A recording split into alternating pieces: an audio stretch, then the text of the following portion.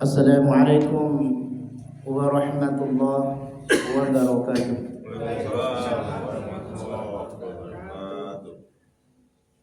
Alhamdulillah, alhamdulillahi rabbil alamin.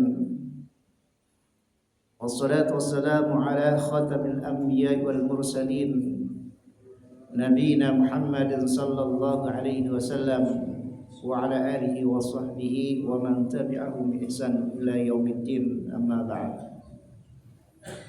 Jemaah salat subuh rahimakumullah.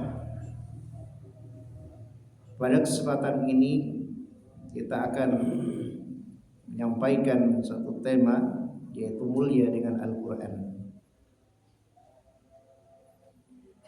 Diriwayatkan oleh Al-Imam Muslim dan yang lainnya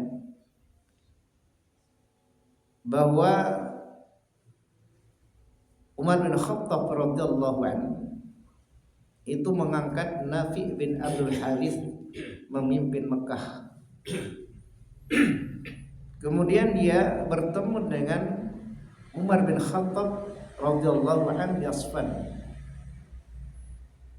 Lalu Umar bertanya kepada Nafi, siapa yang menggantikanmu memimpin Ahlul Wadi, yakni Mekah? Nafi mengatakan, yang menggantikanku untuk memimpin Ahlul Wadi adalah maula di antara maula-maula kami, yakni mantan budak.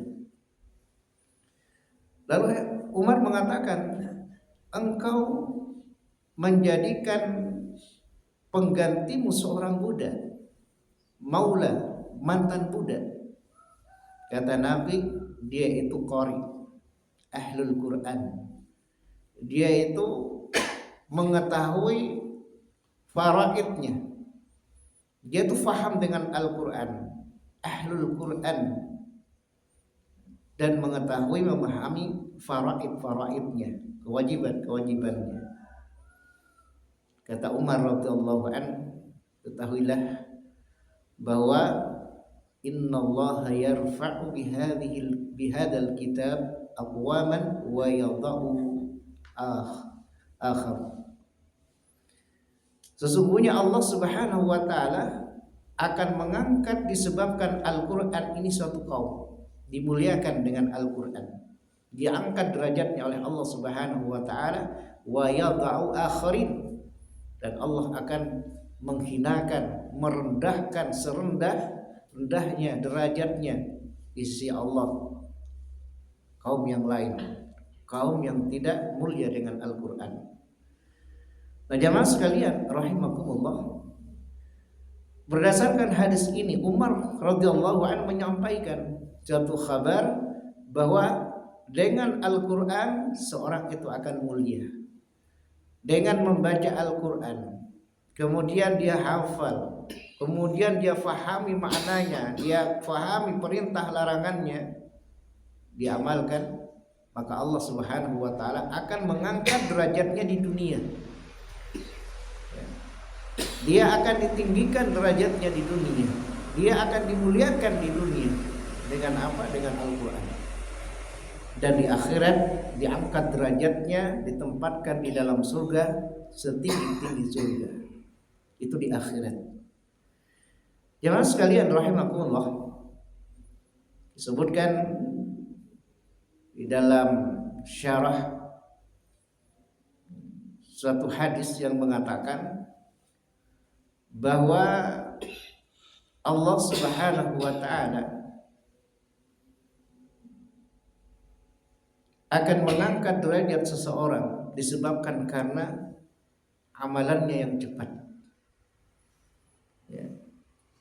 Allah Subhanahu wa taala meninggikan derajat seseorang karena ketika beramal dia yang terdepan. Nabi sallallahu alaihi wasallam mengatakan, ya, man batta'a bihi amaluhu lam yusri bihi nasabuhu.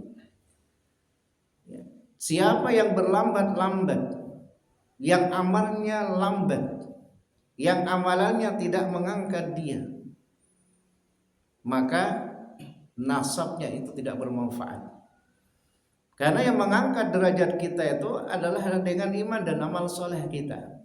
Di antara amal soleh yang besar adalah Al-Quran, mengamalkan Al-Quran. Di dalam syarahnya disebutkan bahwa ketika Imam Az-Zuhri, ulama Mekah, ketemu dengan Malik bin Marwan, lalu Malik bin Marwan bertanya kepada Az-Zuhri, kamu dari mana? Imam Az-Zuhri mengatakan, saya dari Mekah. Ya, saya dari Mekah. Siapa yang diangkat, siapa yang menggantikanmu memimpin Mekah? Siapa yang memimpin kota Mekah? Siapa tokohnya, siapa ulamanya, siapa pemimpinnya? Dia mengatakan Atha ibnu Rabah. Lalu Malik bin Marwan mengatakan, apakah dia Arab atau Maula atau bukan? Dia orang merdeka, dia orang yang nasabnya bagus, tinggi, atau orang biasa, atau Maula, mantan budak. Az-Zuhri mengatakan Maula, dia itu mantan budak. Ya. Celaka, kenapa kamu menjadikan pemimpin Mekah itu mantan budak? Kenapa bukan yang lain yang nasabnya bagus? Imam Az-Zuhri mengatakan dia itu ahlul Quran, dia itu ulama. Atha bin Abi Rabah terkenal ahli hadis, terkenal ahli fikih, terkenal ibadahnya. Dia itu ulama.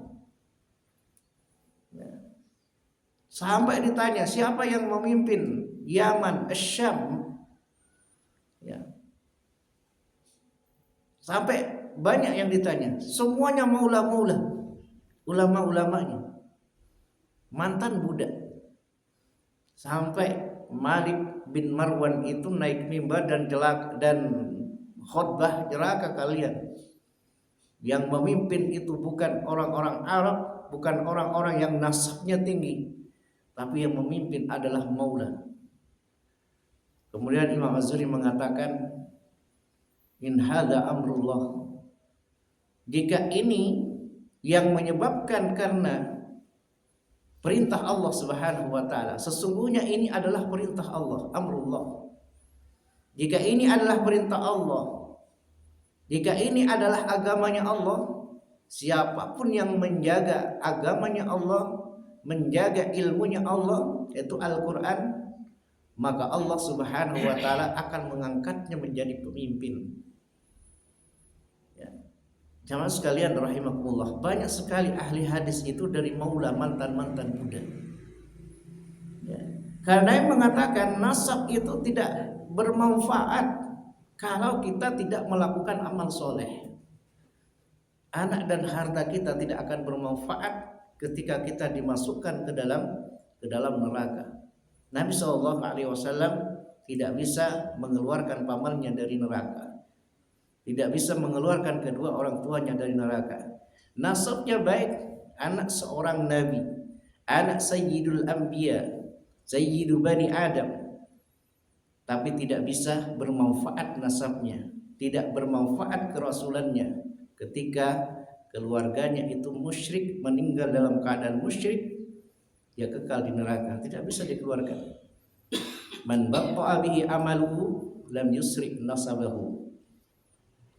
Jadi kalau amalan kita tidak bermanfaat kepada kita, karena amalan yang dilakukan oleh kita adalah amalan-amalan jelek, tidak ada yang bisa bermanfaat bagi kita.